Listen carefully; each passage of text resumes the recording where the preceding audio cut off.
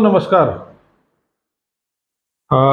उत्तराखंड के पर्यटक स्थलों के बारे में जानकारी देने की श्रृंखला में आज मैं आपके साथ चंपावत जिले और नैनीताल जिले, जो दोनों अपने आप में अलग अलग कारणों से बहुत खूबसूरत होने के साथ साथ दोनों के अपने राजनीतिक, ऐतिहासिक और सांस्कृतिक महत्व हैं, मैं उनके बारे में जानकारी देने जा रहा हूं। हम शुरू करते हैं बात चंपावत से। चंपावत इस समय इसलिए भी चर्चित जिला है कि जो हमारी उत्तराखंड की सरकार है, उसके वर्तमान जो मुख्यमंत्री हैं, वो विधानसभा चुनाव में मुख्यमंत्री बनने के बाद विधायक बनने के लिए उन्होंने चंपावत जिले की चंपावत सीट से चुनाव लड़ करके ऐतिहासिक जीत हासिल की। तो उसी चंपावत जिले का जो मुख्यालय है चंपावत, ये 1615 मीटर की ऊंचाई पर स्थित है, जिला मुख्यालय है। और ये चंपावत को कहते हैं कि चंद वंश के शासकों की राजधानी थी। ये इसकी प्राकृतिक सुंदरता, इसमें जो मंदिर स्थित हैं, जो कहते हैं कि गोलजू देवता जो न्याय का देवता है, उसके तो मान्यता प्राप्त मंदिर चितई और घोड़ाखाल में है, लेकिन चंपावत में मूल स्थान है। तो जो मूल स्थान पर जाकर के पूजा करते हैं, ऐसा कहा जाता है कि उनकी मन्नत अवश्य पूरी होती है। तो उसी चंपावत में एक नागनाथ का मंदिर है, जो पुरानी वास्तुकला का उत्कृष्ट उदाहरण है। और चंपावत से 4-5 किलोमीटर की दूरी पर हाथियानोला है, जिसे एक हाथ के कारीगर द्वारा सिर्फ एक रात में बनाया गया। तो भगवान विष्णु भी जो है कूर्म अवतार, कछुए के अवतार के रूप में बताते हैं कि यहीं प्रकट हुए थे। और इसको पर्वतीय पूर्वांचल पर्वत के नाम से भी जाना जाता है। तो चंपावत जगह छोटी है लेकिन अपने आप में प्रसिद्ध है। और जो जिम कॉर्बेट है, वो जिसके नाम से कॉर्बेट पार्क है, जिम कॉर्बेट पार्क है, वो 20वीं शताब्दी के पहले दशक में वो भी यहाँ चंपावत आए थे। और वो शिकारी थे, उन्होंने वहाँ पर एक जो शिकारी जो आदमखोर बाघ थे, उनका शिकार किया था, ऐसी कथा है। इसी चंपावत में एक पूर्णागिरि मंदिर है, और इसकी ऊंचाई समुद्र तल से 3000 मीटर पर है। ये मंदिर अन्नपूर्णा पर्वत पर 3000 मीटर की ऊंचाई पर स्थित है और चंपावत से 92 किलोमीटर की दूरी पर है, टनकपुर के नज़दीक है और काली नदी के किनारे है। काली नदी, इसको शारदा नदी भी कहते हैं। इसी काली नदी कहें, शारदा नदी कहें, इस पे एक भारत नेपाल का संयुक्त उपक्रम से एक जल विद्युत परियोजना भी बन रही है, बांध बन रहा है। इसके अलावा इसी में एक लोहा घाट नगर है, ये नगर पालिका परिषद है। और ये लोहा घाट जो है 1706 मीटर की ऊंचाई पर स्थित है। 62 किलोमीटर इसकी दूरी पिथौरागढ़ से है, टनकपुर पिथौरागढ़ के मार्ग पर पड़ता है। चंपावत से आगे 16 किलोमीटर आगे। और ये लोहावती नदी के किनारे स्थित है। तो ये चंपावत भी एक जो है पर्यटक स्थल है। और गोलू देवता का मैंने आपसे जिक्र कर दिया। रीठा साहिब इसी चंपावत जिले में है, ये एक गुरुद्वारा है और लदिया और रतिया नदियों के संगम पर स्थित है। ये 1960 में इस गुरुद्वारे का निर्माण हुआ और गुरु नानक देव जी के द्वारा भी इस स्थान का दौरा किया गया था। उन्होंने गोरखपंथी जोगियों के साथ यहाँ पर अनेक आध्यात्मिक चर्चाएं की और गुरु नानक देव जी ने इस स्थान पर, जहाँ पर रीठा साहिब गुरुद्वारा बनाए, यहाँ पर उगे हुए रीठा के पेड़ से रीठा का फल तोड़ा था और वो रीठे का पेड़, ये कहते हैं कि अभी भी उस गुरुद्वारे के परिसर में है। तो इसलिए ये रीठा साहिब का गुरुद्वारा है। एक बालेश्वर मंदिर यहाँ पर है, भगवान शिव को समर्पित ये बहुत ही प्राचीन मंदिर है। और उत्तराखंड का जो चंपावत शहर में ये स्थित है, इसका जो मंदिर की पत्थर की नक्काशी है वो अपने आप में अद्भुत है। एक आदित्य मंदिर है चंपावत से 75 किलोमीटर की दूरी पर ग्राम रमक में स्थित देवालय में। ये सूर्य देवता को समर्पित मंदिर है और इस मंदिर में भी लोग, श्रद्धालु जो बड़ी संख्या में जाते हैं। ये बताते हैं कि यहाँ पर पांडव जब अज्ञातवास में थे तो उस दौरान यहाँ आए और उन्होंने 6 दिनों तक यहाँ पर भगवान शिव की पूजा की। 16वीं शताब्दी के दौरान राजा चंद ने भक्त सम्राट के लिए इस मंदिर का निर्माण किया था और ये काष्ठ कला का अपने आप में एक उत्कृष्ट उदाहरण इस मंदिर को बताते हैं। दिक्कत ये हो गई कि काष्ठ से लकड़ी से बना हुआ मंदिर है, तो अब इसकी लकड़ियां जो खराब हो रही उनकी मरम्मत उस तरीके से नहीं हो पा रही जिस तरीके से होनी चाहिए। मुझे उम्मीद है कि सरकार इस पर ध्यान देगी। और पंचेश्वर महादेव का मंदिर यहाँ पर है। लोहाघाट उत्तराखंड से इसकी दूरी लगभग 38 किलोमीटर है और ये सरयू और काली नदी या शारदा नदी के संगम पर ये मंदिर है और ये भगवान शिव का मंदिर है। इस मंदिर को स्थानीय लोग चुमू के नाम से जानते हैं और यहाँ पर भगवान शिव की जो है चैत के महीने में नवरात्रि के दौरान ज़्यादातर बड़ी संख्या में भक्त यहाँ पर आते हैं। ये नदी के संगम पर मंदिर स्थित है, तो लोग यहाँ पर डुबकी लगाकर भी ये मानते हैं कि वो जो है पवित्र हो गए। यहाँ पर एक और पर्यटक स्थल है एबट माउंट। ये चंपावत जिले का प्रमुख पर्यटक स्थल है, लोहाघाट से 8 किलोमीटर की दूरी पर। और लोहाघाट समुद्र तल से ये 7000 फीट की ऊंचाई पर स्थित है माउंट एबट। इसकी स्थापना 20वीं शताब्दी में जॉन हेरोल्ड एबट नामक एक अंग्रेज व्यवसायी ने की थी और ये जो है बहुत ही सुंदर स्थान है। ये हिमालय की प्रकृति की गोद में बसा हुआ विश्व की सबसे लंबी ऊंची चौड़ी पर्वत श्रृंखला है और इसके ऊपर एक खुला मैदान है। इस ढलान पर ये 16 जो है यहाँ पर पुरानी हवेलियां भी बनी हुई। मायावती आश्रम एक और स्थान है, यहाँ चंपावत से 22 किलोमीटर दूर है और लोहाघाट से 9 किलोमीटर की दूरी पर ही है। ये आश्रम 1940 मीटर की ऊंचाई पर स्थित है। इस आश्रम की स्थापना के बाद ये विदेशी जो आध्यात्मिक लोग हैं, ध्यान करना चाहते हैं, वो इस जगह पर आते हैं और आश्रम जो है 1898 में अल्मोड़ा के अपने तीसरे दौरे के दौरान स्वामी विवेकानंद ने मद्रास से मायावती में प्रबुद्ध भारत के प्रकाशन कार्यालय को स्थानांतरित करने का फैसला लिया था और तब जो है यहाँ से अब यहीं से प्रकाशित होता है। तो मायावती में एक पुस्तकालय है और छोटा सा संग्रहालय है, तो यहाँ पर लोग ध्यान योग के लिए भी जाते हैं। यहाँ पर एक और है बाणासुर का किला लोहाघाट में, और ये बाणासुर का जो किला है ये समुद्र तल से 1860 मीटर की ऊंचाई पर है और इसका निर्माण बताते हैं कि मध्यकाल में किया गया। और ये बताते हैं कि भगवान श्री कृष्ण ने यहाँ बाणासुर नाम के एक राक्षस की हत्या की थी, तो इसलिए इस जगह का अपने आप में एक महत्व है।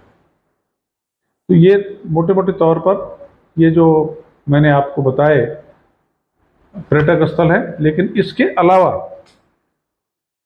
एक और नया पर्यटक स्थल बराही माता का मंदिर है देवीधुरा में, और इसको राज्य बनने के बाद इस स्थान को बहुत बड़ा विकसित किया गया। मैं इस साल 2 या 3 बार वहाँ गया, तो बहुत ही भव्य मंदिर होने के साथ साथ वहाँ पर उन्होंने मंदिर का जो ऑडिटोरियम बनाया वो बेहतरीन है, वहाँ पर जो पर्यटक आवास गृह बनाया वो और बेहतरीन है, उसका मैदान बेहतरीन है। और उसके साथ साथ एक गुफा के अंदर, जैसे वैष्णव देवी में लोग गुफा से जाते हैं, तो यहाँ से भी गुफा से जाने का एक मार्ग है। और बहुत पहले बताते हैं कि पशु जिसमें अब आदमी नहीं घुस पाता उस गुफा से जाते थे। एक भीमशिला भी है, बहुत बड़ा पत्थर है, 2 कमरों के बराबर साइज का पत्थर है। बताते हैं कि भीम ने कुल्हाड़ी की चोट मार करके उसको फाड़ दिया था, वो दरार उस पर अभी दिखाई देती है। तो यहाँ पर रक्षाबंधन के दिन पत्थरों की होली खेली जाती है और राज्य सरकार की देखरेख में ये होली हजारों की संख्या में लोग इकट्ठे होते हैं, वो खेलते हैं। तो देवीधुरा भी अपने आप में एक नया विकसित होने वाला पर्यटक स्थल है। तो चंपावत जिले के पर्यटक स्थलों के बाद अब हम बात करते हैं नैनीताल। जो विश्व प्रसिद्ध पर्यटक स्थल है। ये नैनीताल जिले में स्थित है। नैनीताल भारत का एक लोकप्रिय हिल स्टेशन होने के साथ साथ विदेशी सैलानियों के लिए भी एक आकर्षण का केंद्र है, और यहाँ पर उत्तराखंड की न्यायिक राजधानी भी है। हमारा जो हाई कोर्ट है वो भी यहाँ पर स्थित है। ये हमारे देहरादून से 285 किलोमीटर की दूरी पर है, और पूरे साल, अब तो हाई कोर्ट हो गया, जब हाई कोर्ट में नहीं था तब भी गर्मी और सर्दी 12 महीने यहाँ पर यात्रियों की आवाजाही रहती थी। नैनीताल में बर्फबारी तो अपनी जगह होती है, लेकिन नैनी झील इसका सबसे बड़ा आकर्षण का केंद्र है। माल रोड इसका आकर्षण का दूसरा केंद्र है, और यहाँ पर पर्यटक भारी संख्या में आते हैं। इस झील में का जो वो है अर्धचंद्राकार है, और नौका विहार, यहाँ पर लोग पिकनिक मनाने आते हैं, शाम की सैर करने के लिए आते हैं माल रोड पर। इस स्थान को, ये झील जो है तल्ली ताल में है, तो पहाड़ों का आनंद, बांज बुनास के जंगलों की ठंडी हवा, वहाँ का मीठा पानी, ये सब यहाँ पर है। ये नैनी झील के बाद जो दूसरा पर्यटक स्थल है वो है टिफिन टॉप। चेर और ओक के देवदार के जंगलों से घिरा हुआ टिफिन टॉप, ये एडवेंचर प्रेमियों के लिए बहुत ही अच्छा घूमने वाला स्थान है। टिफिन टॉप में ये मुख्य शहर से मात्र 4 किलोमीटर की दूरी पर है, और वहाँ पर लोग गाड़ी से भी जाते हैं तो पैदल भी जाते हैं। ये आरक्षित वन क्षेत्र में है, और वहाँ पर जो है, जैसे मैंने कहा कि अलग अलग प्रजातियों के वृक्ष से ये जगह आच्छादित है। यहाँ पर अनेक प्रकार के पक्षी भी देखने को मिलते हैं, और 580 से ज़्यादा प्रजातियों के पक्षी की गिनती अब तक यहाँ पर की गई है। तो ये इस जगह की अपनी खूबसूरती है। यहाँ पर जो जंगली जानवर हैं उनके दीदार भी लोग करते हैं। ये पक्षी अभयारण्य जो है वो भी यहाँ पर है। तो दूसरा है नैना पीक। ये सबसे ऊंची पहाड़ी नैनीताल की। नैना पीक सबसे खूबसूरत जगह भी इसको माना जाता है। 1962 के भारत चीन युद्ध के बाद इस चोटी का नाम चाइना पीक से बदल करके नैना पीक किया गया, और यहाँ पर भी अनेक प्रजाति के वृक्ष हैं। ये ट्रैकिंग के लिए सबसे पसंदीदा जगह है। घोड़े खच्चर पर सवार होकर भी लोग चोटी पर पहुँचते हैं, और ढलान के लिए नीचे जो लोग हैं पैदल उतर करके ट्रैकिंग का आनंद भी लेते हैं। तो ये समुद्र तल से 2611 मीटर की ऊंचाई पर स्थित है, और लगभग 6 किलोमीटर ये नैनीताल से दूर है। अगला है echo cave garden. Echo cave garden ये गुफाओं को जोड़ करके ये है कुछ हैंगिंग गार्डन का एक समूह है। ये भी नैनीताल के लोकप्रिय पर्यटक स्थलों में से एक है, और इसमें सुरंग के माध्यम से 6 भूमिगत गुफाएं आपस में जुड़ी हुई हैं, और श्रव्य और दृश्य प्रभावों के साथ एक संगीत में फव्वारा जो है यहाँ पर इसकी सुंदरता को बहुत इजाफा करता है। ये जगह, ये इको केव गार्डन जो है सुखताल में स्थित है, और नैनीताल से लगभग 3 किलोमीटर की दूरी पर है। यहाँ पर देखने जाने वालों के लिए जानकारी जरूरी है कि सुबह 9:30 बजे ये देखने के लिए इसको खोला जाता है, और शाम को 5:30 बजे इसको बंद कर दिया जाता है। इस पर प्रवेश शुल्क भी लिया जाता है। नैनीताल में एक चिड़ियाघर भी है। ये चिड़ियाघर जो है मेरे ख्याल से सबसे ज़्यादा ऊंचाई पर स्थित चिड़ियाघर है, और इसका नाम हमारे उत्तर प्रदेश के पहले मुख्यमंत्री, स्वतंत्रता संग्राम सेनानी, भारत रत्न पंडित गोविंद वल्लभ पंत जी के नाम पर रखा गया हाई एल्टीट्यूड चिड़ियाघर है, और इसमें जो है समुद्र तल से 2100 मीटर की ऊंचाई पर स्थित है। मेरे ख्याल ये दूसरे नंबर का है ऊंचाई में, पहला नहीं, हाँ पहला दार्जिलिंग में है शायद, और दूसरा जो है ये नैनीताल का है। और इसका जो क्षेत्रफल है 11 एकड़ में फैला हुआ है। इसमें पक्षी हैं, कई अनेक प्रकार के पशु हैं। यहाँ भी टाइमिंग है 10:30 बजे से 4:30 बजे तक। गुरनी हाउस। गुरनी हाउस 1881 में बनाई गई पुरानी ऐतिहासिक इमारत है, जो कभी जो शिकारी आते थे ये उनके रहने का ठिकाना था। और जिम कॉर्बेट, उत्साही कहानीकार जिनको कहा जाता है, जिम कॉर्बेट, उनका निवास स्थान था। ये भी अपने आप में एक खूबसूरत पर्यटक स्थल है और ये नैनीताल बस स्टैंड से 4 किलोमीटर की दूरी पर है। 10 से 5 बजे तक आप घूम करके इसका आनंद ले सकते हैं। नैनीताल में एक स्नो व्यू पॉइंट भी है। यहाँ पर हिमालय की चोटियों को देखने का सबसे अधिक आनंद आता है। सबसे लंबी हिमालय की पर्वत श्रृंखला का आप दर्शन यहाँ से कर सकते हैं, बर्फ की चोटियों का 12 महीने। और ये जो है इसके जो स्नो व्यू पॉइंट है, यहाँ पर जो मैदान है वो हर मौसम में हरी घास से आच्छादित रहती है। मल्लीताल से हवाई रोपवे से इस जगह पहुंचना सबसे अच्छा बताया जाता है। और यहाँ पर जो चोटी है, सबसे ऊंची जगह है, वहाँ पर राम जी की, सीता जी की, लक्ष्मण जी की और हनुमान जी की इनका मंदिर वहाँ पर स्थित है। तो लोग जा करके वहाँ पर पूजा पाठ भी करते हैं। इसके अलावा तिब्बती मठ भी वहाँ पर हैं। अगला जो स्टेशन है, पर्यटक स्थल है चर्च सेंट जॉन। ये जंगल में स्थित है। एक यहाँ पर खूबसूरत ट्रस्ट है और ये ब्रिटिश काल में 1844 में इसको यहाँ पर बनाया गया था। और ये शहर के उत्तरी छोर पर है। ये इसका जो निर्माण है यूरोपियन शैली से किया गया और यूरोपियन शैली से करने के साथ साथ यहाँ पर जंगलों के बीच में घिरा होने के कारण ये जगह अपने आप में बहुत खूबसूरत है। और ये चर्च में जाने के लिए कोई प्रवेश स्थल यहाँ पर नहीं है। नैना देवी का मंदिर ये नैनी झील के किनारे माल रोड की तरफ है, ऊपर की तरफ। और यहाँ पर जब लोग नैनी झील में बोटिंग के लिए जाते हैं तो नैना देवी में दर्शनों के लिए ज़रूर जाते हैं। नैना देवी के मंदिर का अपना वहाँ पर एक अलग प्रभाव है, अलग स्थान है। यहाँ पर भगवान गणेश की मूर्ति है, गर्भगृह में माता काली देवी की मूर्ति है। मंदिर परिसर इसका खूब बड़ा है। लोग खुली जगह घूमने के हैं। और ये बताते हैं कि इस मंदिर का निर्माण 15वीं शताब्दी के दौरान किया गया। जो गोरखाली हुई थी उस समय आक्रमणकारियों ने इसको नष्ट कर दिया था, तो दोबारा से 19वीं शताब्दी के अंत में इसका पुनर्निर्माण और जीर्णोद्धार किया गया। ये सिटी बस स्टैंड से 3 किलोमीटर की दूरी पर है। यहाँ पर आप पैदल चल करके रिक्शा से भी जा सकते हैं। जिम कॉर्बेट नेशनल पार्क ये रामनगर के पास है, नैनीताल से लगभग 150 किलोमीटर की दूरी पर।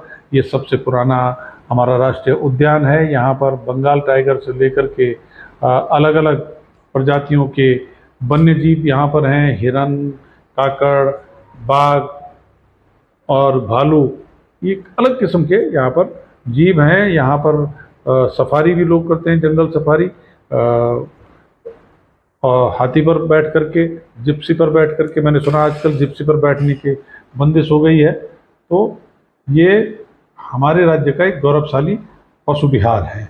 तो ये नैनीताल जिले के हैं। इसके अलावा भीमताल कुछ समय पहले एक सामान्य छोटा कस्बा होता था, लेकिन अब ये उभरता हुआ पर्यटक स्थल है। और अभी मैं कुछ दिन पहले जब घोड़ा खाल गया था तो वहाँ से मैंने भीमताल का जो दृश्य श्रवण किया, तो वो अपने आप में देखने लायक था। बहुत ही खूबसूरत जगह है। भीमताल में एक ताल भी है जिसका नाम ही भीमताल है, इसी की वजह से इसका नाम भीमताल पड़ा। अगला पर्यटक स्थल है मुक्तेश्वर। नैनीताल से 50 किलोमीटर की दूरी पर एक छोटा सा पहाड़ी सुंदर शहर का रूप ले रहा ये गांव है। और मुक्तेश्वर जो है रेडोडेंड्रॉन जंगल से घिरा हुआ है।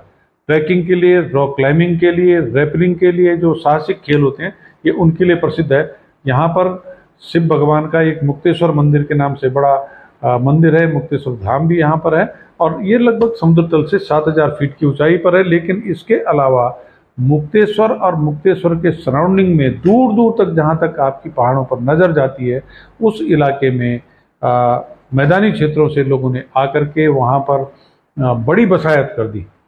सैकड़ों की संख्या पर वहाँ पर लोगों ने अपने फ्लैट बना दिए, अपने छोटे छोटे बेंगलो बना दिए, डुप्लेक्स बना दिए, वहाँ पर रिजॉर्ट बना दिए।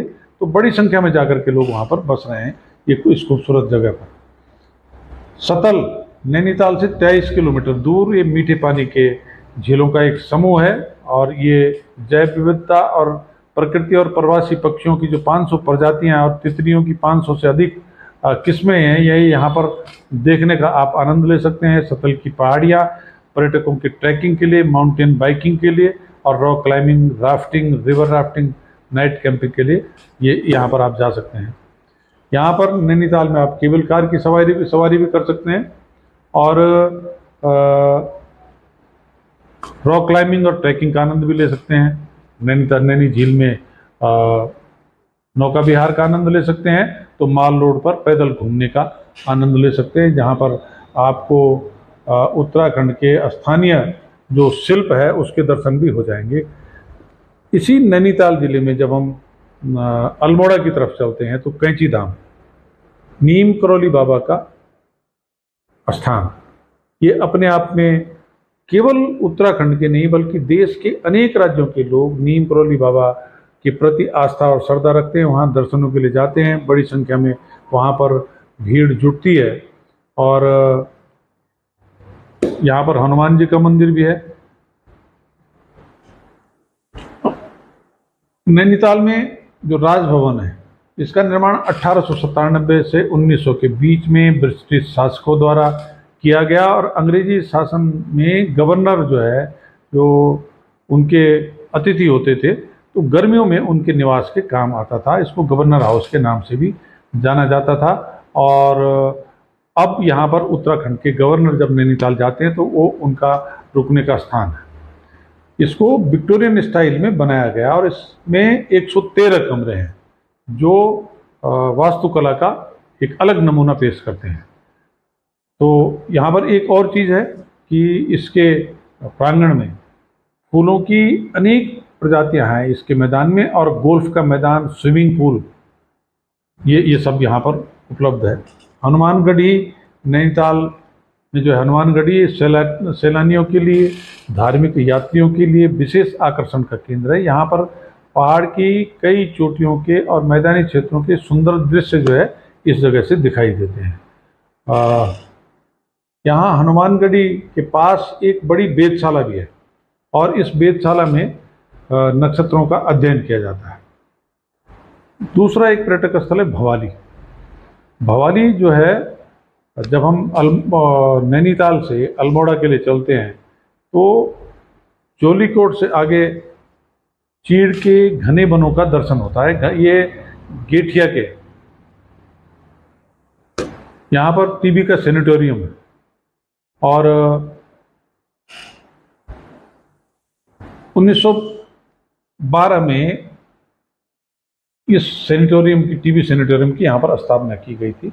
और ये बताते हैं कि चीड़ के पेड़ों की हवा टीबी के रोगियों के लिए लाभप्रद बताई गई है, और इसीलिए इस अस्पताल को चीड़ के घने जंगल के बीच में स्थित किया गया। और ये बताते हैं कि श्रीमती कमला नेहरू जी को जब टीबी की बीमारी उनकी लाइलाज हो गई तो इसी अस्पताल में ला करके उनका इलाज किया गया था। यहाँ पर नल दमयंती ताल भी है, सात ताल भी है, और इसके अलावा रामगढ़, भवाली से भीमताल की ओर कुछ दूर चलने के बाद एक बाईं ओर रास्ता कटता है, और वो ये जो है मुक्तेश्वर की तरफ जो रास्ता जाता है, तो वहीं पर बीच में रामगढ़ एक स्थान है, और ये रामगढ़ से हिमालय के दिव्य दर्शन होते हैं। ये भी एक पर्यटक स्थल है। खुरपा ताल इन्हीं 7 तालों में से एक, ये अपने आप में बेहतर पर्यटक स्थल है। जोलीकोट, ये जोलीकोट जो है ये दिन के समय खूब गर्म होता है, लेकिन रात को यहाँ पर ठंड पड़ती है। आसमान अगर साफ हो तो यहाँ से तारों का दृश्य जो है बहुत खूबसूरत दिखाई देता है। और बहुत पहले अरविंदो जी और स्वामी विवेकानंद जी ने भी इस जोलीकोट नामक स्थान की यात्रा की, और ये जो पर्वतीय क्षेत्र के लिए बिनसर, कौसानी, रानीखेत, कार्बेट पार्क, इस जगह जाने के लिए यहीं से सड़कें निकलती हैं। और यहाँ पर जो है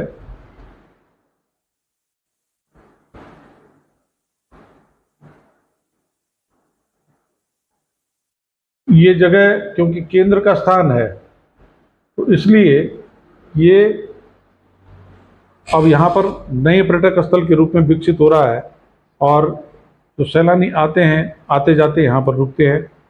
काठगोदाम जो कुमाऊं का अंतिम पोलिंग स्टेशन है और ऊपर पर्वतीय क्षेत्र का द्वार है।